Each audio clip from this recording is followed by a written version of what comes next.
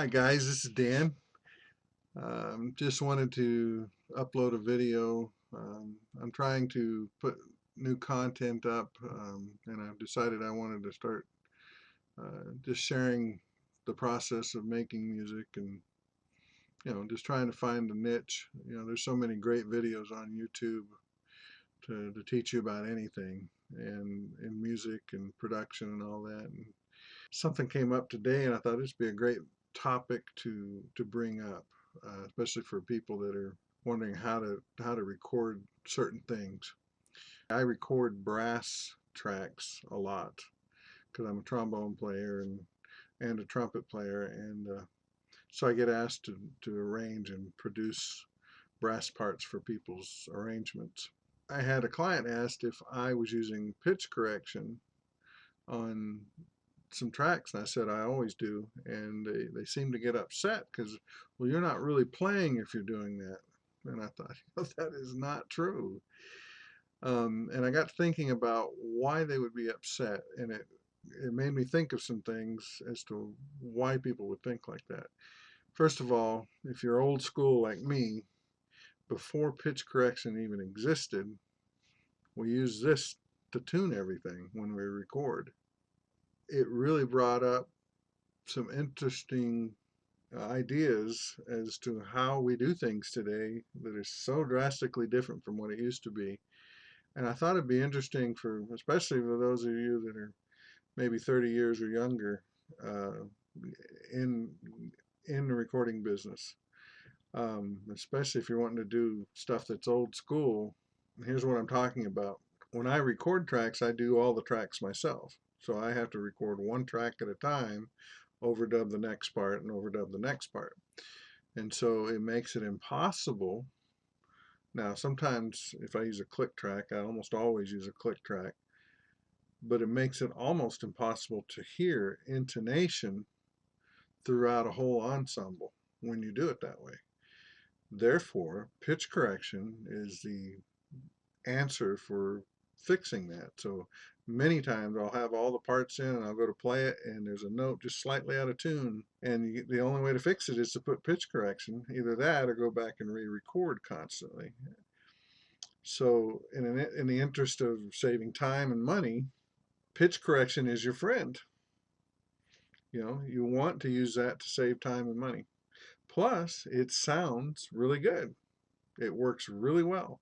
It doesn't mess up the sound or the timbre of the instruments. You can't tell. The only reason it's a giveaway is because it's so in tune, and that's how you can tell. And that's wherein lies the issue. It sounds so good that even the best ear can't compete with that. So if you're playing thinking I don't need pitch correction when I'm recording, I play in tune. Not true. If you do it old school and record everything and you have a live group playing every part at the same time, you can overcome a lot of tuning issues because you're tuning with each other live as you play. Nowadays, when we have such limited budgets on stuff like that and you can have one person create everything, you can't do that because you don't have live people to play with and tune yourself to. So you have to have something to adjust those tracks. So, like I say, pitch correction is your friend today. The other thing is if you want to compete in the industry, you have to sound as good as everything out there. All producers use pitch correction, even if they don't need it. And I put that in quotes. Things can sound really good, but there's something about bathing it in pitch correction that just makes it pristine and perfect.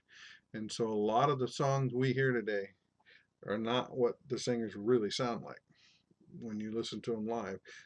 Don't get me wrong, they're very talented, but to get that edge where the tuning is just perfect, you can't accomplish that without pitch correction. So you have to use it in order to compete. Old school, we didn't think like that. We thought, oh, the ear is good enough. You're trained to do that, you can do that. And there is some value to that.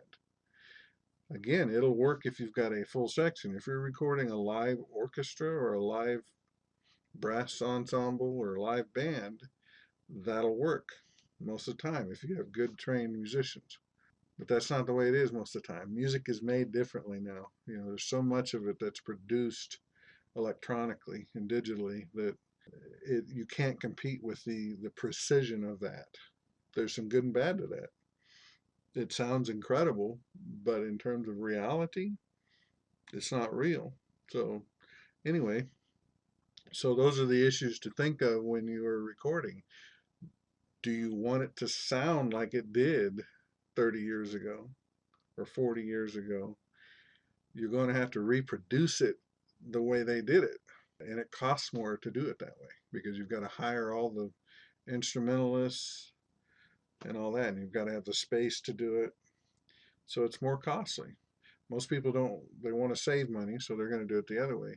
The other thing is if you do it new school, it's going to sound a lot better. You listen to the old recordings, they're classics and they're great. The recordings are awesome, but in terms of the quality of the recording, you can't compete with today's technology.